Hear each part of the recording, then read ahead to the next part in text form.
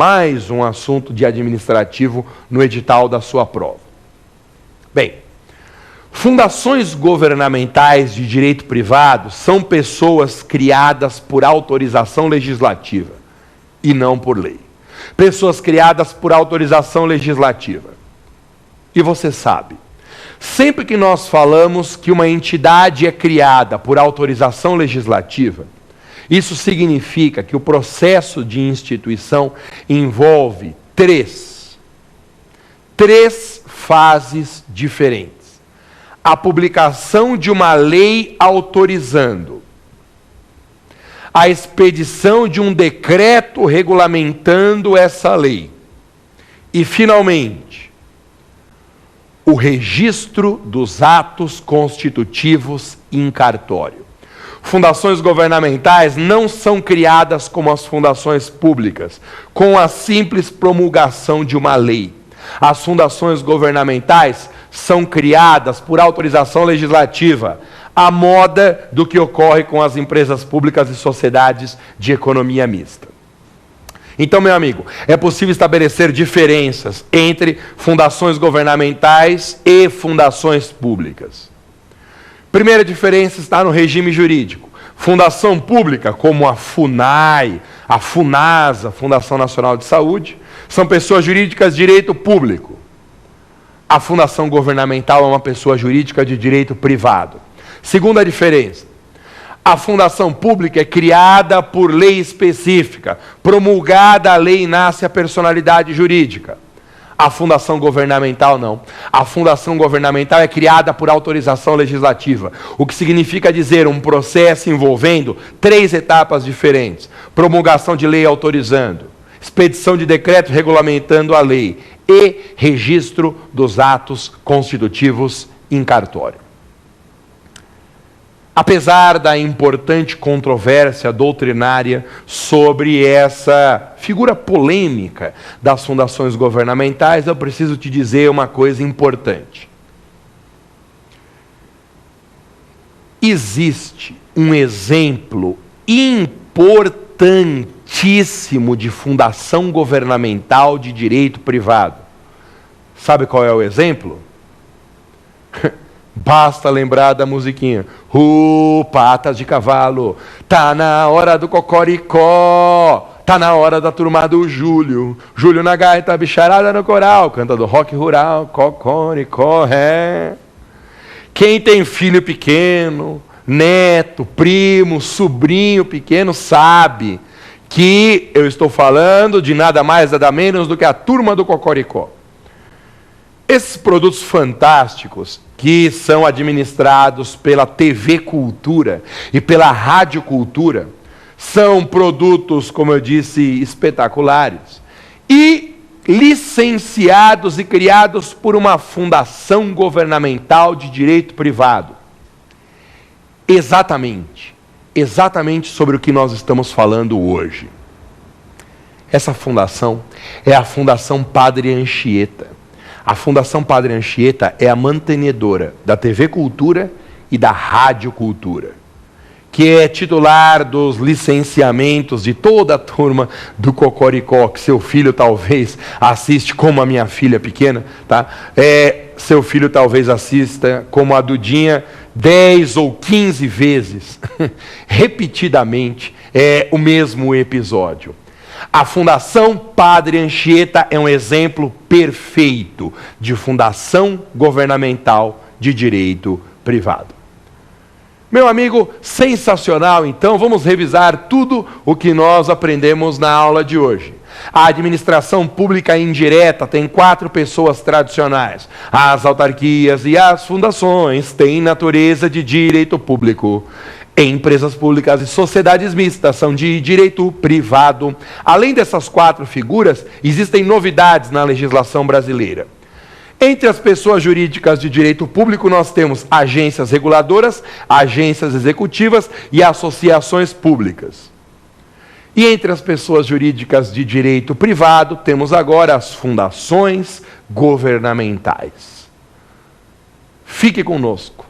Não troque de canal. Continue assistindo os próximos 2 blocos do nosso programa. Fica aí, você não é louco de perder o segundo bloco. Até daqui a pouquinho.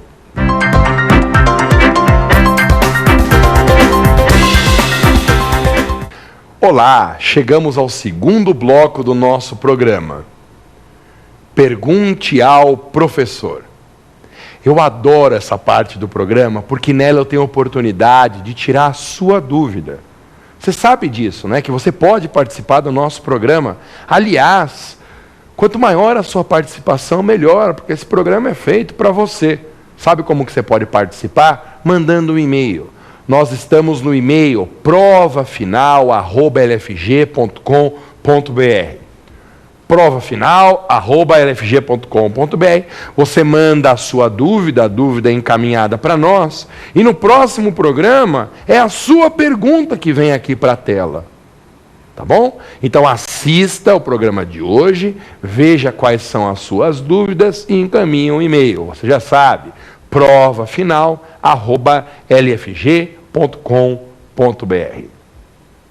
Vamos passar imediatamente para a primeira dúvida que vem do Brasil. Vamos lá, primeira pergunta para o Maza na tela. Professor Maza, é correto dizer que as associações públicas são pessoas jurídicas transfederativas? Meu amigo, que pergunta espetacular. Pessoas jurídicas transfederativas. Que conversa é essa? Olha, há quem diga isso, que as associações públicas são pessoas jurídicas transfederativas. Por que transfederativas? Pelaquela característica que nós vimos agora há pouco. Nós vimos que as associações públicas podem ser criadas pela celebração de consórcio entre várias entidades federativas diferentes. Pode ser criada, por exemplo, pela União, Estado de São Paulo e município de Guarulhos, para a administração de um museu em homenagem aos Mamonas Assassinas. Lembra que eu comentei?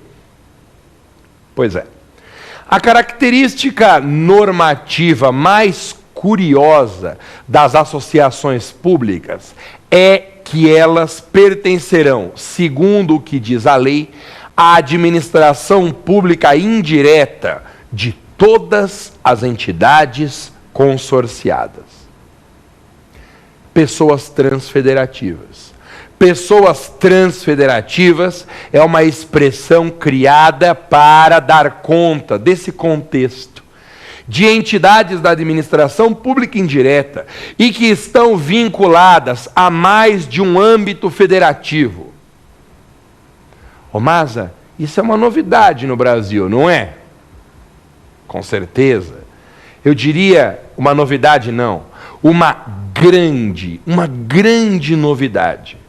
Porque é a primeira vez entre nós que uma pessoa da administração indireta pode pertencer simultaneamente a mais de uma esfera federativa. Isso porque essa associação pública hipotética que nós imaginamos aqui para administrar um museu em homenagem à memória dos Mamonas Assassinas, sendo criada por um consórcio celebrado entre União, Estados e o município de Guarulhos, União, Estado de São Paulo e o município de Guarulhos, seria uma associação pública ao mesmo tempo federal, estadual e municipal. Eu disse no bloco anterior que essa condição transfederativa de uma associação pública desperta muitas dificuldades práticas. Por exemplo, uma dificuldade prática importante. Se a associação pública é ao mesmo tempo federal, estadual e municipal, qual a legislação dos servidores públicos que se aplica? A da União, a do Estado ou do município? Qual o Tribunal de Contas competente para fiscalização da atuação financeira dessa associação? O Tribunal de Contas da União, o Tribunal de Contas do Estado ou, eventualmente, onde houver, o Tribunal de Contas do município? Qual lei de licitações que se aplica? A federal, A estadual ou a municipal?